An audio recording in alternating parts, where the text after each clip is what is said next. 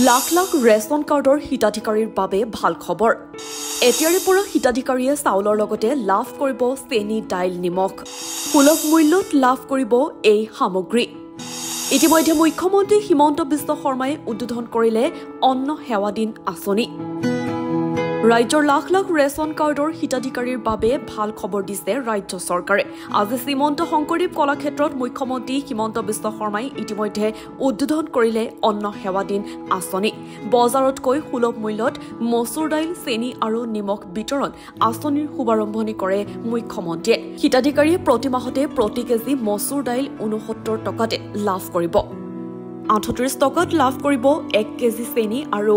10 টকাতে লাভ কৰিব আয়োডিনযুক্ত নিমখ সকলোখিনি অত্যাৱশ্যকীয় সামগ্ৰীৰ ৰেচন কাৰ্ডৰ হিতাধিকাৰীয়ে নৱেম্বৰ আৰু ডিচেম্বৰ মাহত লাভ কৰিব মাত্ৰ 117 টকাত 2026 জানুৱাৰী মাহৰ পৰা হিতাধিকাৰীয়ে 100 টকাতে লাভ কৰিব এই সামগ্ৰীসমূহ ৰেচন কাৰ্ডৰ জৰিয়তে মচুৰ দাইল চেনি আৰু নিমখ সুলভ মূল্যত যোগান ধৰাৰ উপৰিও মুখ্যমন্ত্ৰী হিমন্ত বিশ্ব শৰ্মাৰ নেতৃত্বাধীন চৰকাৰে ৰন্ধন গেছ যোগানৰো ব্যৱস্থা কৰিছে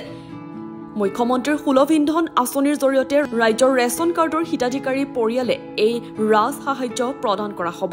ইতিমধ্যে এই আঁচনিৰ বাবে অৰুণোদয় আঁচনি লাভ কৰা 22.5 লাখ পৰিয়ালৰ পৰা আবেদন পত্ৰ লাভ কৰিছে খাদ্য আৰু অসামৰিক যোগান বিভাগে বহুদিনৰ পৰা আলোচনা কৰি আছিলো যে নৰেন্দ্ৰ মোদী ডাঙৰীয়াই আমাক বিনামূলীয়া চাউল দিয়ে আমি অৰুণোদয় আঁচনি দিওঁ আৰু মোদী ডাঙৰীয়াই আমাক বছৰত 5 লাখ টকালৈকে বিনামূলীয়া চিকিৎসা গ্ৰহণৰ সুবিধা দিয়ে ইয়াৰ লগতে মই ঘোষণা কৰিছিলো যে সুলভ মূল্যত আমি অসমৰ ৰাইজক দালি